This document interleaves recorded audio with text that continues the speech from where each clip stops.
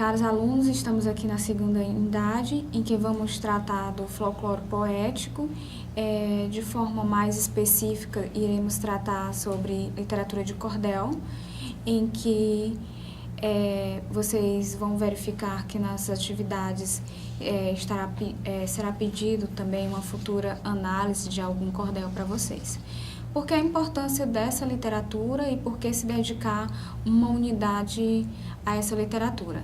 Nós vimos na videoaula anterior que a nossa disciplina, ela trata de cultura popular, né, em que de forma intuitiva ou consciente ou inconscientemente eu procuro marcas daquele povo, daquela região na cultura, seja em bens manufaturados, né, no artesanato, nas religiões, na crença, ou seja na literatura.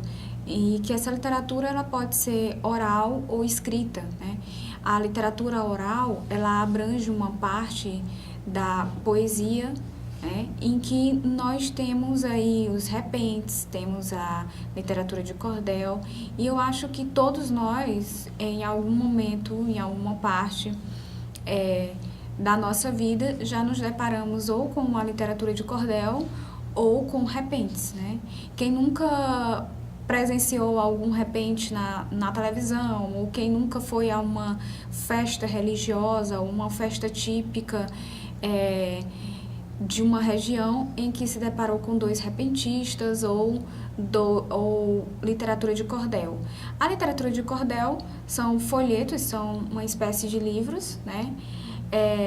Em que a capa é uma xilografia. Alguns alunos até brincam dizendo, professor, é um desenho que parece um desenho feito à mão ou uma coisa, em que eles foram feitos para serem vendidos em feiras ou em festas religiosas, que hoje a gente chama essas feiras de feirinhas, né, em que a gente conseguimos encontrar colares feitos de forma artesanal, conseguimos encontrar utensílios e por aí vai. Conseguimos encontrar muita coisa feita à mão, como crochê, tricô e às vezes utensílios domésticos com marcas típicas daquela região e por aí vai.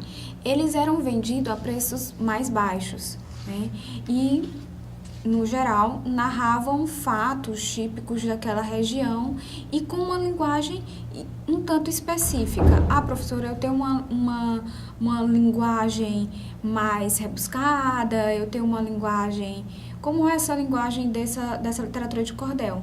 É uma linguagem bem parecida com a linguagem popular, certo? Eu também vou poder, em alguns momentos, verificar fatos daquela região ali, mas a gente tem que lembrar que aquilo ali é fictício, né? Ele pode retratar aquela região, assim como no repente trata fazendo rimas de uma certa forma mais humorística. Eu estou falando sobre a menina típica daquela região, eu estou falando sobre uma cultura, sobre a religião, procurando rimar um verso com outro, uma palavra com outra, mas de uma forma um pouco mais engraçada. Na literatura de cordel eu tenho basicamente isso. Apesar do nome também vir de uma origem que não é brasileira, a origem inglesa, mas por que a gente tem esse nome literatura de cordel? Porque eles eram vendidos e eles eram pendurados em cordões, né? Ou barbantes, se assim vocês quiserem chamar, né? E a priori eles ganham o nome de folheto de cordel, porque eles são mais parecidos com uma espécie de folhetos. Então, quando a gente fala que são livros, né, não são livros como nós temos aqui, né, esses livros que geralmente você carrega, que vai para aula. São pequenos livrinhos, entendeu? Em que mais parecem folhetos e que ali eles vão narrar aspectos típicos daquela época. Alguns pensam o seguinte: professora, a literatura de cordel é um tópico à parte, está fora ou dentro, como é que isso se dá? A literatura de cordel, ela não é à parte. Aqui, por meios didáticos, nós tratamos em uma unidade à parte, né? Mas ela está dentro do nosso folclore, certo? Alguns estudiosos, quando dentro dos livros, eles procuram dividir entre a parte da poesia e a parte da prosa. Por quê? Porque na parte da prosa eu tenho as lendas, eu tenho os contos, eu tenho os mitos, tá? Geralmente quando se fala em mito, o aluno faz aquela viagem, professora, mais mito que eu conheço é só aqueles mitos gregos, aquelas coisas.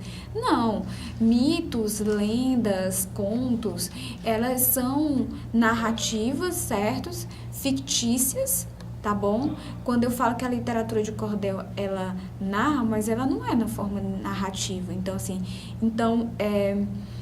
o conto, a lenda, o mito, ela é na forma narrativa, ela é uma forma em prosa, entendeu? Em que eu tenho narrativas de aventuras, em que essas aventuras claramente são fictícias. E aí nós temos nesses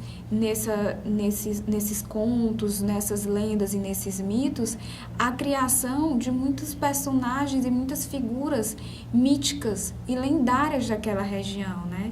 Aí temos a construção do Saci, em que todos nós conhecemos a história, o porquê dele ser assim chamado. Então a gente tem toda a construção daquilo ali. E essas lendas hoje são assim reconhecidas porque a priori tiveram aquela característica, né? Foram assim passados de geração para geração, né? Nem sempre eu tenho o reconhecimento da autoria, né? Não é como uma obra literária que você tem o reconhecimento da autoria, né? Ela ficou reconhecida pela sua importância e por conta da sua autoria, né? Se fez conhecer como a produção literária daquele escritor, daquele poeta. Então, assim, o folclore nem sempre ele tem uma autoria, mas ele é assim intitulado porque ele é popular? Não.